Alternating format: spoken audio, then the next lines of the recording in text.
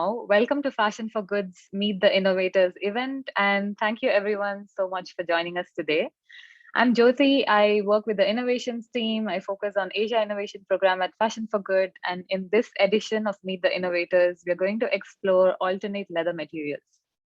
But before we dive into this, a quick background on Fashion for Good. Some of you will definitely know this, and for some of you, it may be new. So we are a global initiative we set up to connect innovators to the industry to drive the commercial implementation of solutions at each stage of the fashion supply chain. Over the past 4 years, we've scouted over 2,500 startups across the world and have supported around 137 of them through our accelerator and scaling programs. We are already at our eighth global batch. Sorry, that's eighth global batch and third Asia batch this year. And we're already scouting for ninth and fourth the coming year. We are really focusing on supporting our innovators and enabling strategic opportunities with our corporate partners from across the industry. Partly given the current circumstances with the pandemic, and partly because this is just such a cool space, we had a big focus on innovations in better materials this year. With that said, I would like to kick off and introduce you to our four lovely speakers. We'll first be hearing from Nicole Rawling from Materials Innovation Initiative. As I expect you to have a lot of questions for her, we already have a short Q&A session after she speaks. In the second segment, we'll be introducing a few of our cutting-edge innovators in the alternate leather space, starting with Nachiket Kuntla from Fool, then Adi Reza from MYCL, and last but not the least, Meera Nameth from Biophilica.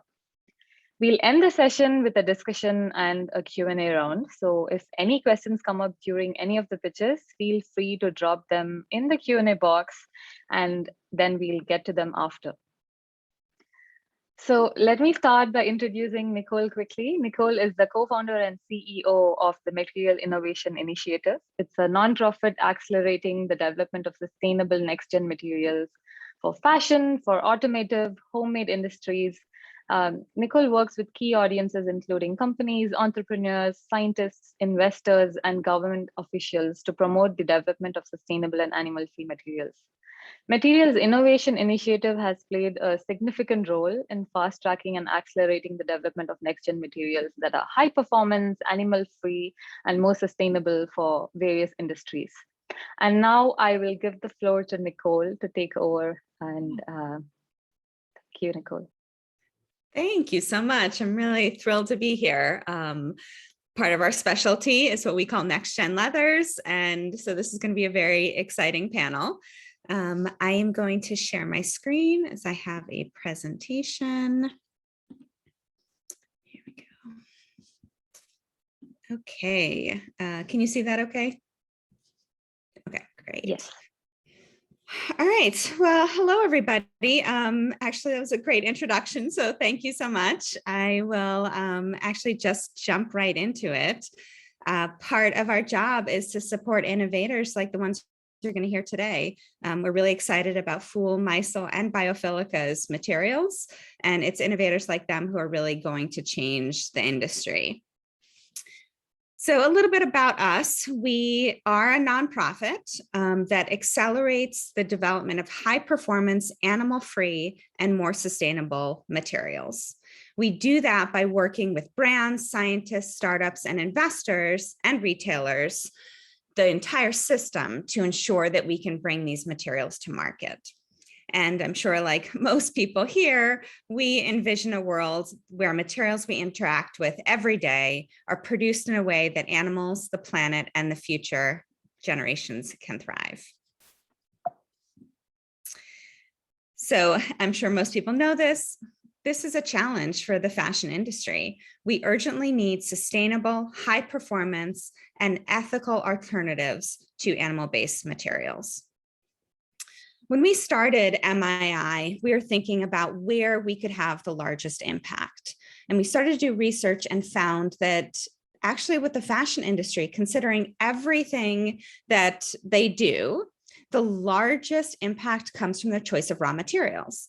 Now, this is an average. Talking to brands and to statistics, it's between 66 and 80%. but the largest impact that the fashion industry has is through their choice of raw materials. When you specifically look at animal materials, there are really 4 issues. First, animal materials are linked to climate change, chemical waste, and resource depletion. And many current animal product replacements, like what you think of would be a pleather, they're made from petroleum and aren't biodegradable. There's human rights issues, such as forced labor and child labor. They're very common in complex supply chains, and it is hard to ensure that we do have fair labor practices. Of course, billions of animals are also bred, used, and slaughtered every year for their skin, fur, or feathers. And the vast majority of these animals are raised in inhumane conditions and subjected to painful practices. And actually, I have a lot of experience in this. My previous background was an attorney, and I was suing factory farms for environmental violations and saw a lot of these issues firsthand. And then finally, public health. Most people are aware that especially leather tanning contains a lot of chemicals, including carcinogenic chemicals. And a lot of these next-gen materials are moving away from chemical use and petroleum. So our solution is next-gen materials, and that's what all of the innovators you're going to hear from today are producing.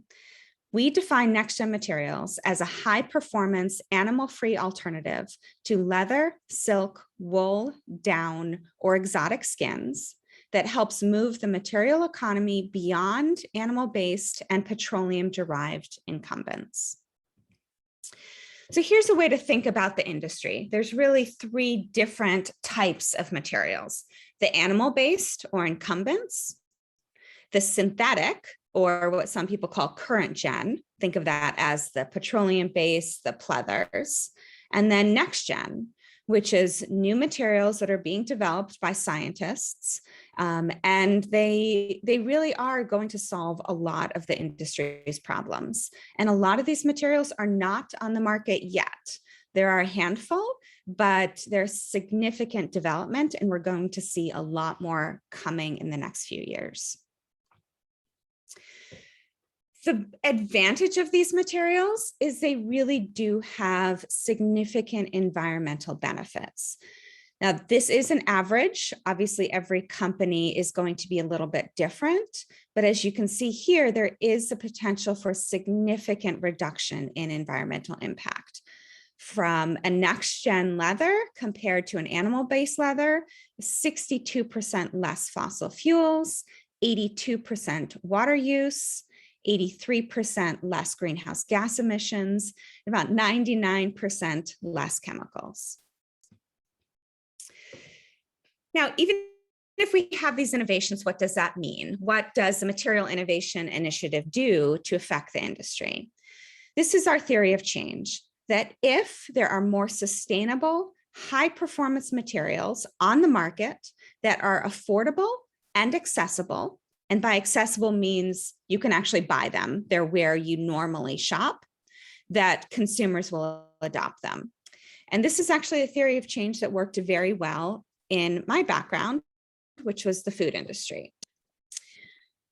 So here's the challenge with the market. You're probably wondering, this seems like a simple solution. Why don't we have these on the market now? Why is it difficult for me to buy bags or shoes with these materials? There's 4 challenges with current materials: scale, performance, price, and sustainability. And so really, in order for these materials to be accepted as market replacements, they need to meet all 4 of these characteristics. So we have seen this industry before, or we've seen this development before in the food industry. I'm actually sure most of you have seen a plant-based meat.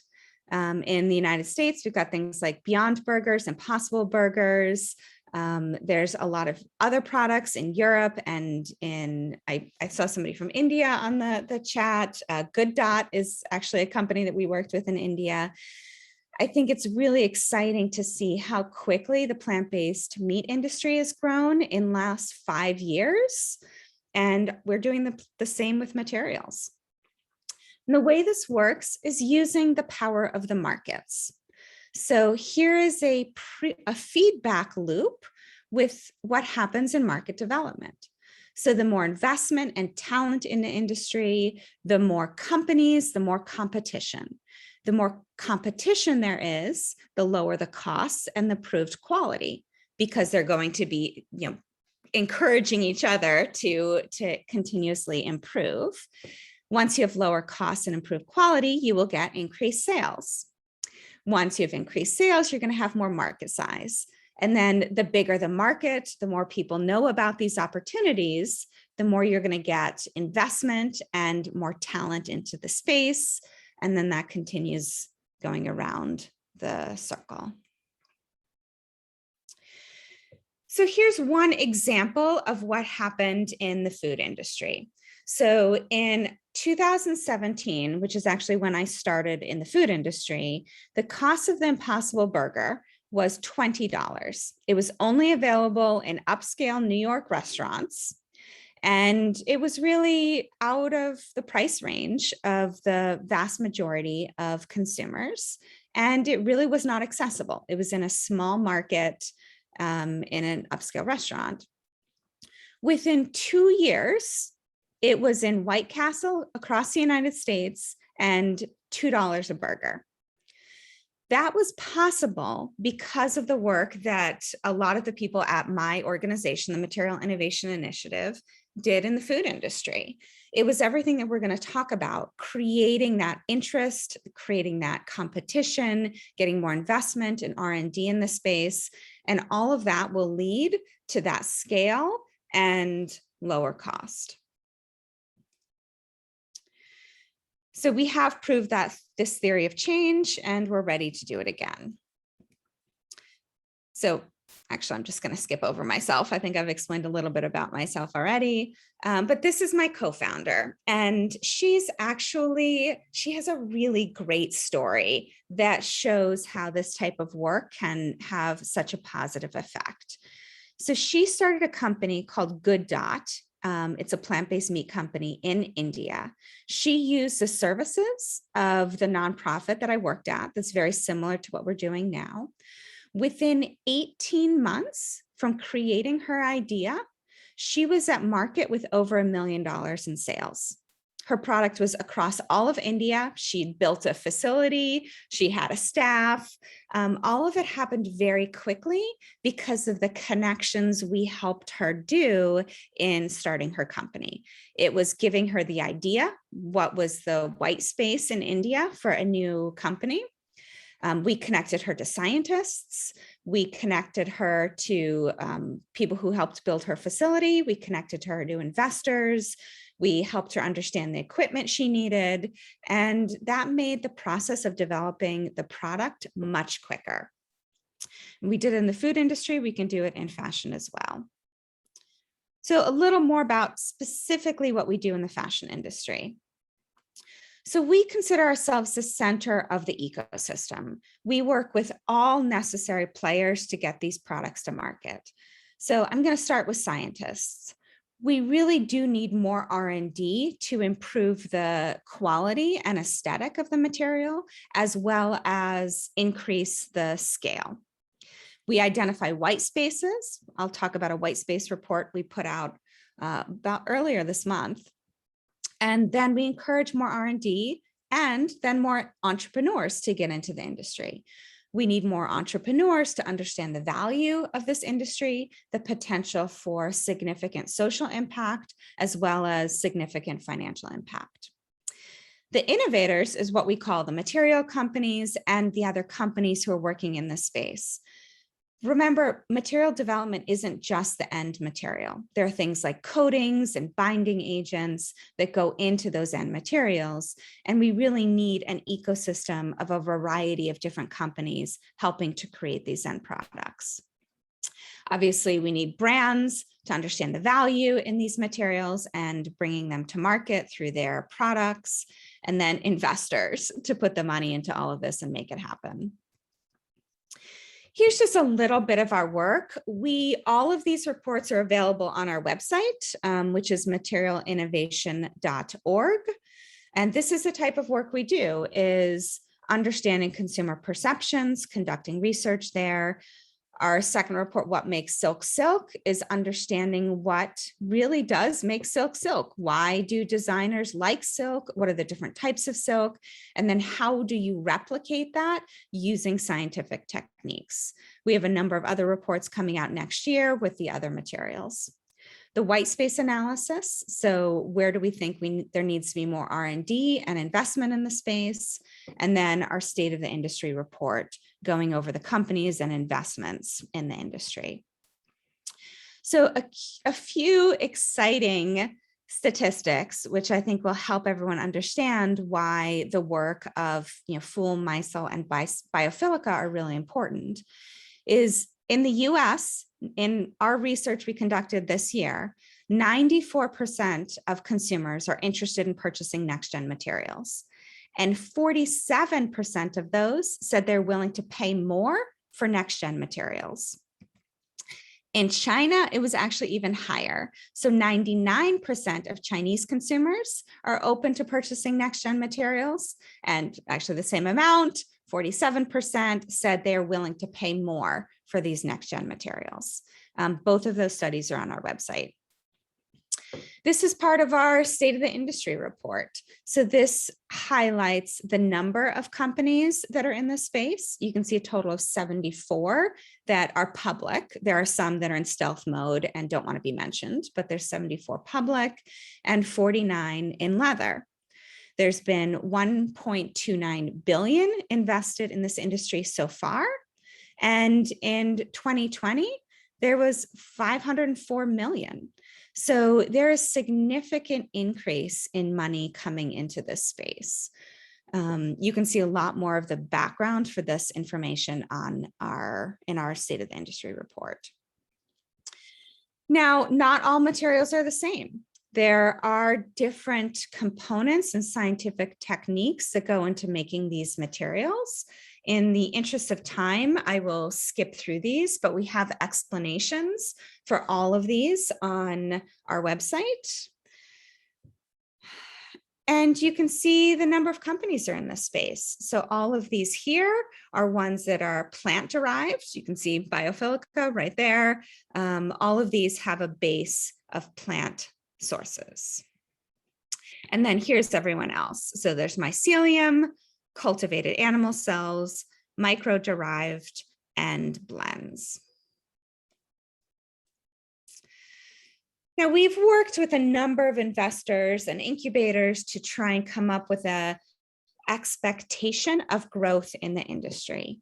And assuming that the industry follows along the same lines as the plant-based food industry, which I will say is a big assumption. There's some reasons to think that it will not, and there's some reasons to think, or that it will be lower, and there's some reasons to think it will be higher. But assuming it's the same, this is our expectation, that the industry will grow significantly over the next few years. This is also from the State of the Industry report. So we've now predicted pretty big growth. How do we get there? So I just want to remind you that I think these are the big areas that we need to focus on in the industry, ensuring that the products that come to market meet the scale, performance, price, and sustainability of the incumbents or improve on that. I have a personal example. I don't know if any of you have tried plant-based cheeses, but they've come a long way in the last few years. When they first came out, some of them were really, really terrible. I can speak from personal experience. I spent hundreds of dollars on plant-based cheeses that I really just threw away. And honestly, putting those products on the market that were not good had a negative effect on the market, because people will buy it, they will assume that everything is the same, even though it's not, and then they will not buy the product again, or any plant-based cheese again. So we really encourage everyone not to go to market until they have the good performance of the materials. So how do we get there? Basically identify and target development. That's what we're doing through our white space analysis. Then encouraging more R&D to improve the aesthetic and the performance, as well as get to scale. We need more investments in this space to ensure that we can start new companies and the products can be better. And then finally, I'd like to encourage patience. This is a nascent industry and R&D takes time. Here's a few of our white spaces where we think there needs to be more R&D and more money in the industry. You can see all of these in much more detail in our white space report. And I love this quotation from Pangaya. Sustainability is always a series of compromises based on priorities. And we need a lot of people doing some things better rather than a few people doing everything perfectly. We talk a lot about progress, not perfection. And I'd really like to encourage everyone to think about other industries and how products get to market. Think about your cell phones. We did not go to market with the iPhone, right? We actually started with different modes of communication, like Morse code. And so if we stopped at Morse code because it didn't fit exactly what we thought we needed, we wouldn't have the iPhone. It takes years and decades of development and constant improvement. That doesn't mean that we accept these materials as they are. It just means that we need to not stop developing because they don't meet all of our expectations. So please, here's my email and you can find me on LinkedIn, and there is our website where you can download all of these reports for free. Okay, thank you all so much. Thank you so much, Nicole. That was super interesting and inspiring. If any of the audience has questions, please drop your questions in the Q&A and Nicole can start answering. We also have a Q&A session by the end of our Meet the Innovators. So we'd like to move on to our next segment. I want to introduce some of our innovators who are also on this call, their innovations before we can move on to the discussion at the end. Yeah, and if you have any questions, please keep dropping them in the chat. First, I'll give the floor to Nachiket from Fool. He'll tell you everything about Fool, which is a part of Kanpur Flower Cycling Private Limited from India. They upcycle floral waste from temples and mosques in India, where flower cycling technology, with their technology to make a bio leather called Fleather, which is 100% biodegradable, compostable, high-performing alternative to leather, also made from flower waste. And Fool is empowering marginalized communities, especially women, and also provides additional income to farmers as an incentive for farm waste. They've employed around 97 women in this process. Over to you, Nachiket, if you'd like to share your screen and quickly take us through what Fool does. Yep. Thank you, Jyoti.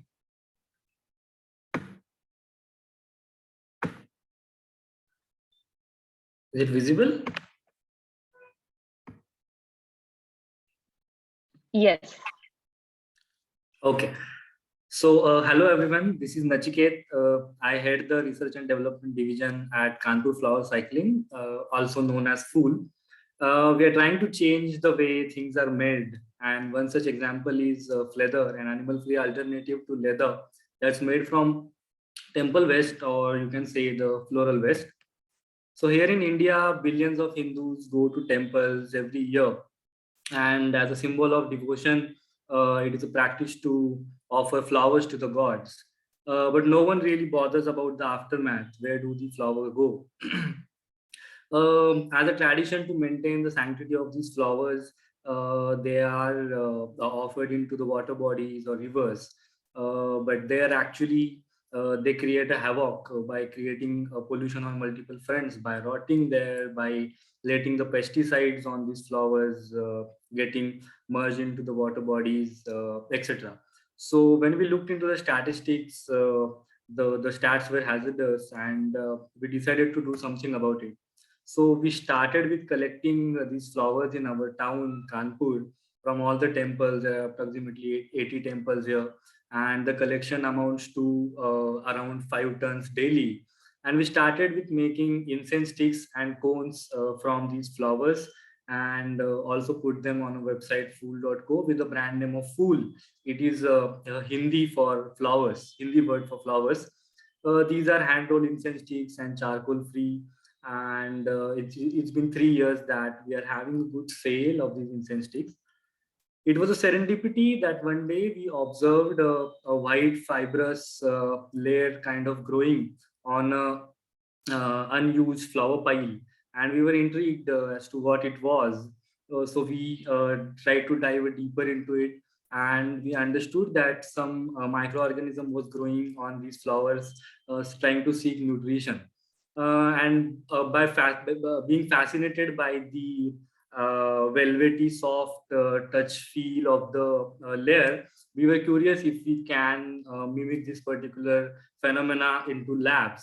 So we did some initial trials into labs of an institute in Kanpur. It's called Indian Institute of Technology, Kanpur, one of the premium technology institutes in India. And through a lot of experiments today, we after 2 years, we have reached at a stage where we can proudly say that we have discovered a way as to how to do like convert the floral waste into a leather-like material that's called as leather. What exactly we are replacing and why leather? So leather is actually a very polluting industry. First of all, it's inhuman because of a lot of slaughter of animals, and all the chemicals that are used in leather industry for the processing, they contain hazardous chemicals starting with chromium and a lot of other heavy metals. So here, being in India, one of the large producers of leather, and also stationed in Kanpur, which is actually known as the hub for leather production, we have seen this pollution kind of picture from a very close vicinity. So it actually basically encouraged us more to work on this particular alternative finding. So, if we talk about leather, it is animal free. We can have limitless hide size that is grown in the lab. It can be engineered as per the required properties. We can have all colors, patterns, 3D features, etc. It can deliver you elasticity, good tensile strength, the warmth. It is a breathable material as opposed to the synthetic leather, and it is also immunologically tested to be safe for your skin. Coming to the statistics about the properties of leather, you can see tensile strength, data elongation, and tear strength, etc. And it's also comparable to the animal leather. So we can basically say that you can say like see towards leather as a capable alternative to replace leather. Nachiket, Also, yeah. yeah, I think we're running out of time, but if you can quickly wrap up and Just a just minute, I tell think. us about the environmental impact. Perfect. Sure. So coming to the environmental impact, we are basically revolutionizing the way India handles the temple waste. Multiple players coming to solve this issue. Coming forward, we have offsetted more than 10,000 metric tons of the flowers till date. Here is the LCA data in which FFG and the tools provided by them support basically helped us calculate the life cycle analysis. The data shows that leather is totally sustainable.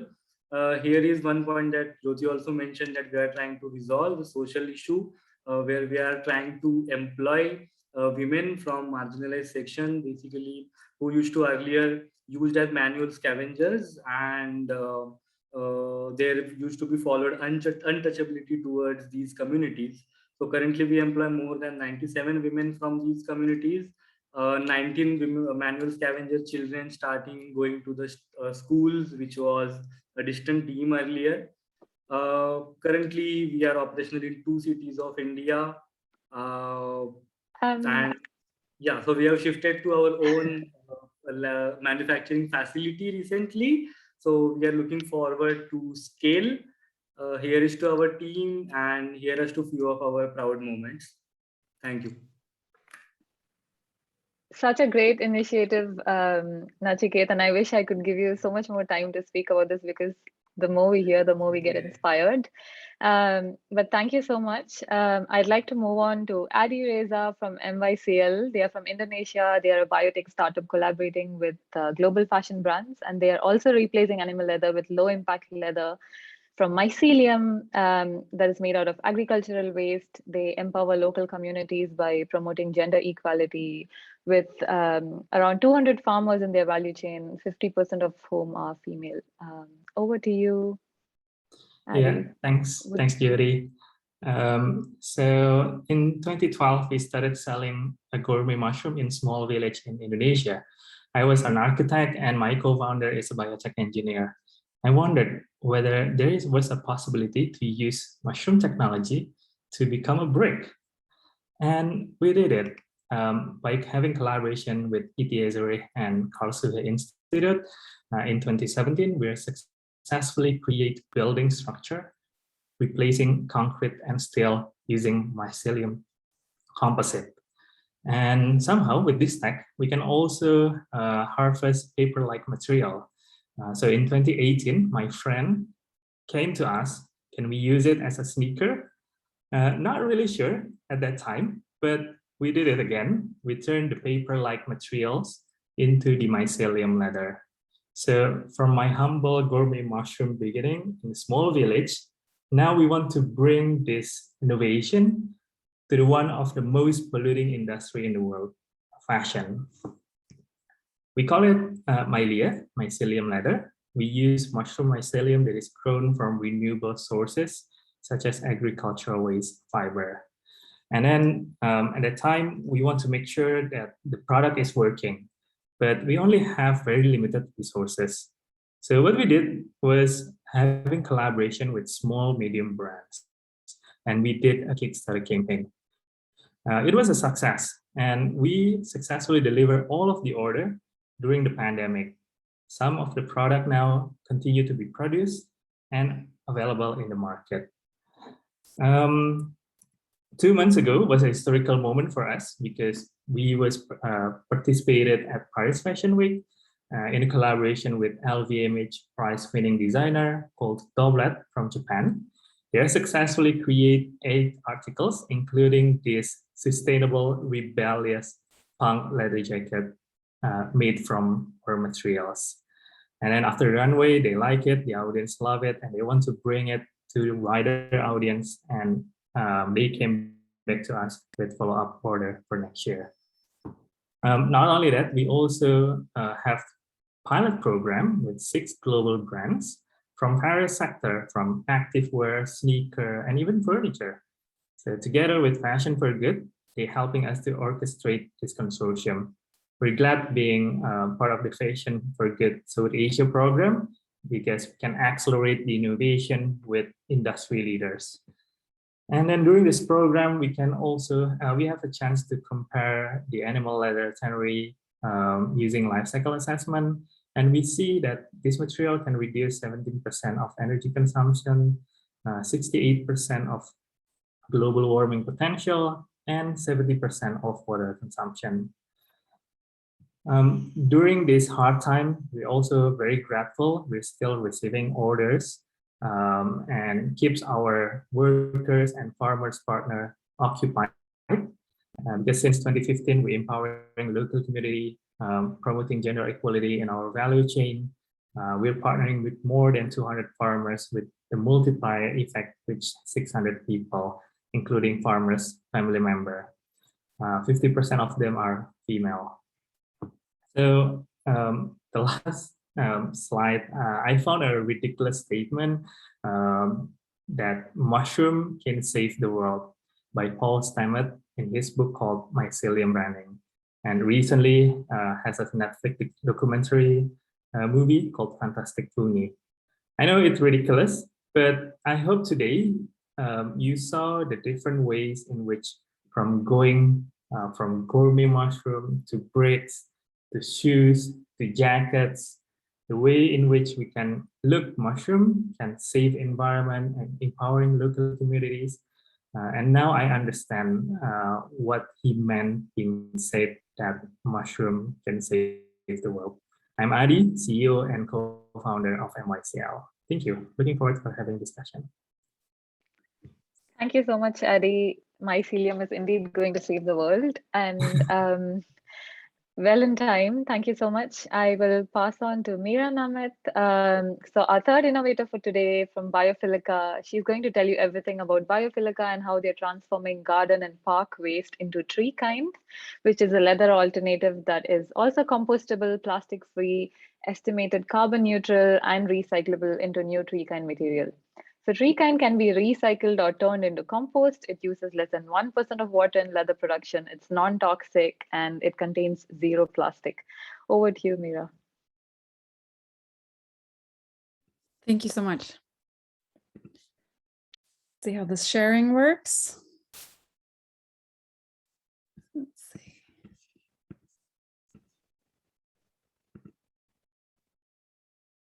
Can you see it okay? Yes. Perfect.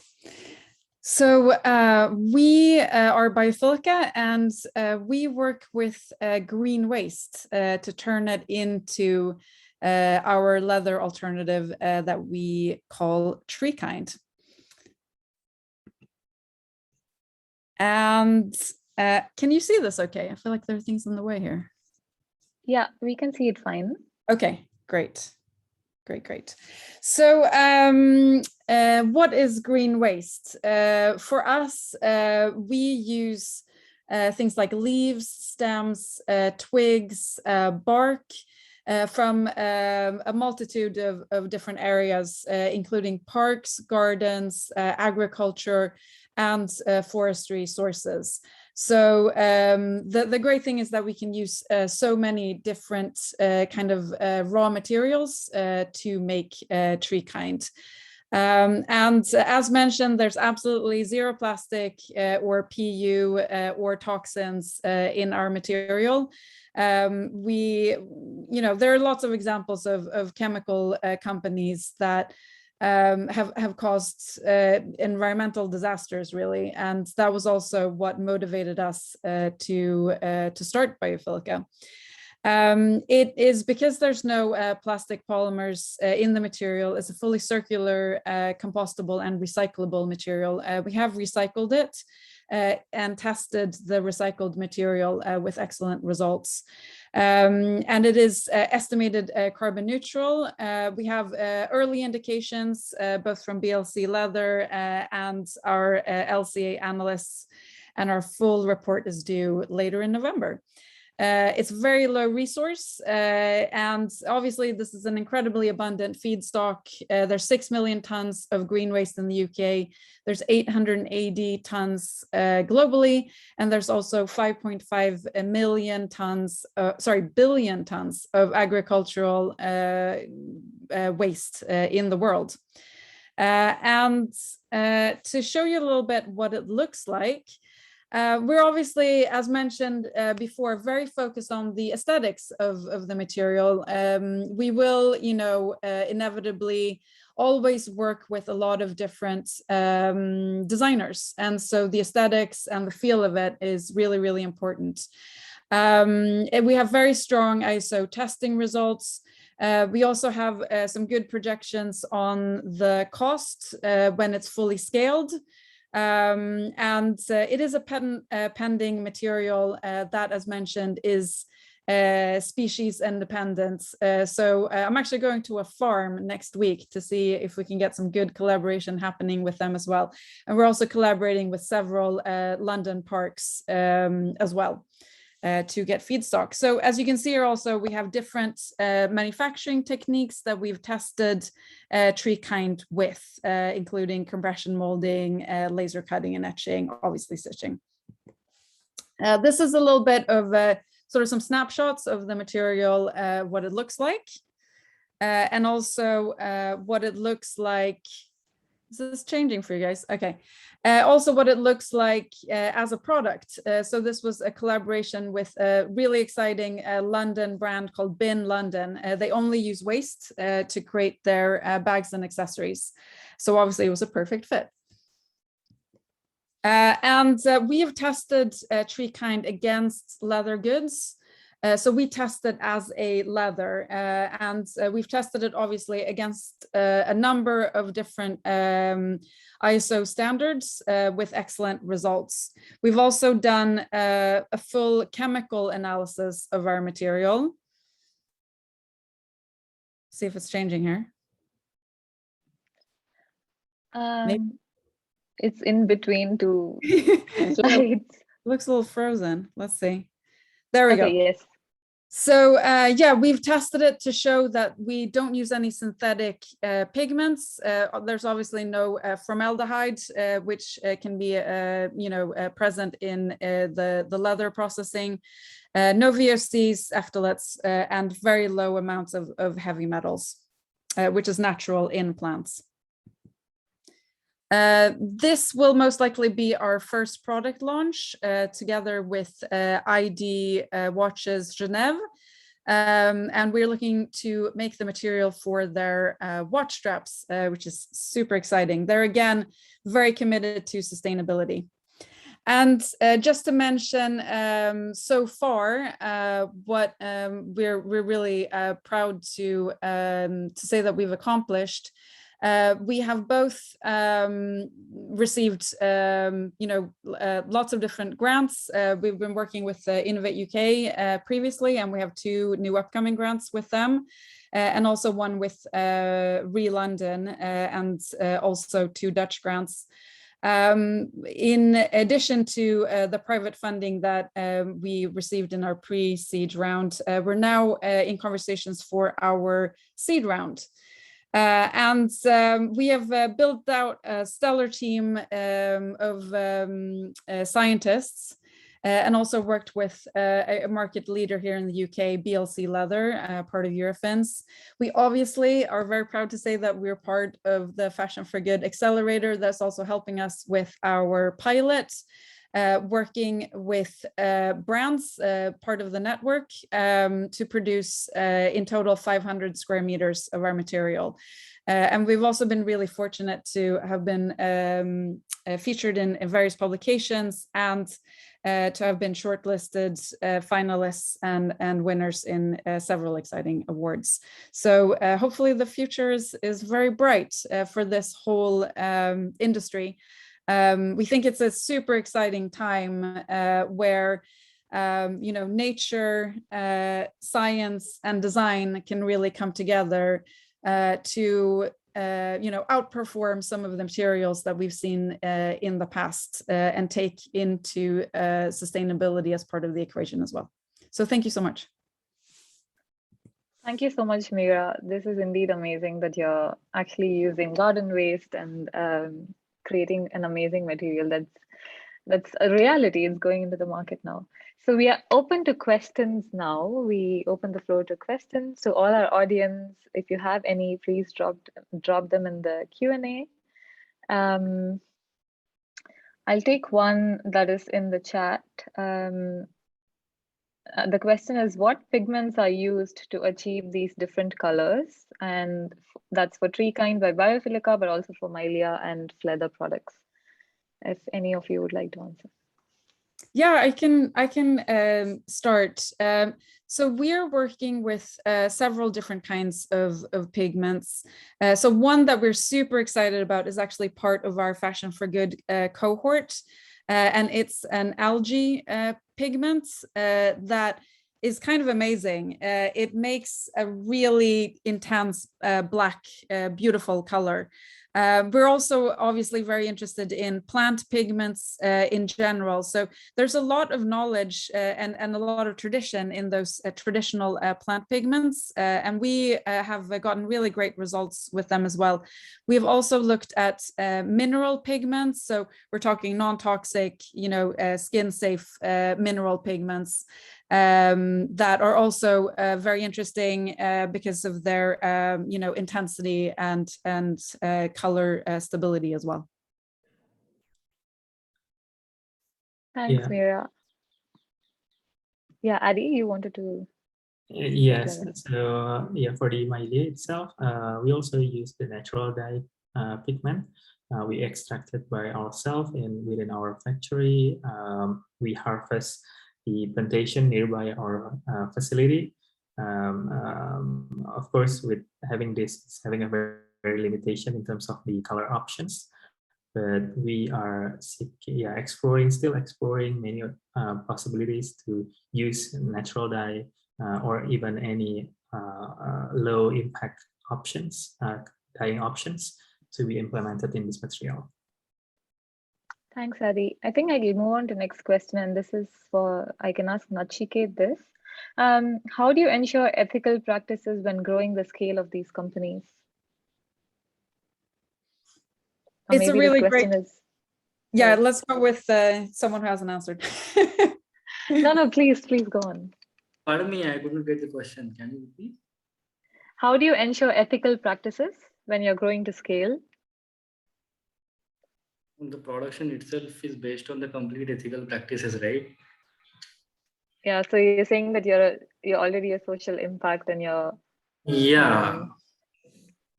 Yeah, so basically there was a trade-off. Certainly, let's say in case of us, there was a huge demand. Let's say not exactly feather. Feather is not to commercialize to that scale right now. But let's see, if we talk about our starting product, the incense sticks, there was a trade-off. There was a huge demand in India. In Diwali, the demand goes so high for the incense products, and we could actually opt for going machinized and scale the production in all the typical ways. But we wanted to be sure, like, no, the incense sticks should get hand rolled from the marginalized section, women only. So that's why we kind of kept the business model limited to whatever demand we could, and we are growing slowly basically. That is what I would say. I would say for us, I think it's a great question. For us, we're looking to become a B Corp, so that there would be that kind of conscious decision making all along the way. As my fellow innovators, this product is at the core of our whole business. So obviously we care immensely about it. I think it's a good question in terms of what does it mean when a material, for example, gets licensed, or when you are no longer fully in control of the manufacturing process. Firstly, there's some benefits obviously to scaling up, because there are you kind of create a more sustainable material the more efficient the process is. So when we're going to roll manufacturing, that will use less energy most likely than what we're using now, which is a more kind of manual process. So we're really excited about that, how we can really sort of push down those the resources that we use even further. But then the question is sort of when you scale beyond your own kind of capacity. I think the question there is kind of control, because I think it's important to work with other partners that share your values, and also that you can check on that process as well, to make sure it's up to the standard that you've set, and that labor rights are there, and that the health and safety is there, and that there's it's the same for everyone, really. That I would say that. I agree. And I have a question for Nicole. Do you think more and more companies are turning to natural fibers because of climate change? You're working with a lot of next gen materials, so if you can answer. I do. I think that's the main reason, is because these, as you've seen from everyone's doing their own LCAs. It's a significant reduction in almost every single factor that we look at in sustainability. And so I think that's what we see the innovators are excited about, the brands are excited about, and the investors are excited about. I think everyone here also cares about animals, but I would say I think that's more of a, at least for investors and the brands, that's more of a side benefit. Right. And Adi, to you, what what is the shelf life of these eco-friendly leather products, and what are the care maintenance instructions for the wearers? Yeah, so yeah, to be honest, we don't have any fancy equipment to do proper tests. We want to have that. Yeah, probably we have more resources, but I can share the products that I'm already wearing it for past, I think 3 years now. So for example, like this wallet, this is the first prototype that we made from 3 years ago. And then I'm still wearing it until today. It works pretty good. And then in terms of the texture, still okay. The color, of course, this one is the original color without any dyeing. But if I scratch it, there's no scratch mark on it. So we see a lot of potential in this product and doesn't have any significant damages through the time. I also wear it as a watch straps as well. I think this is the most extreme one because I'm wearing it every day and try to see is there any allergies happening on my skin.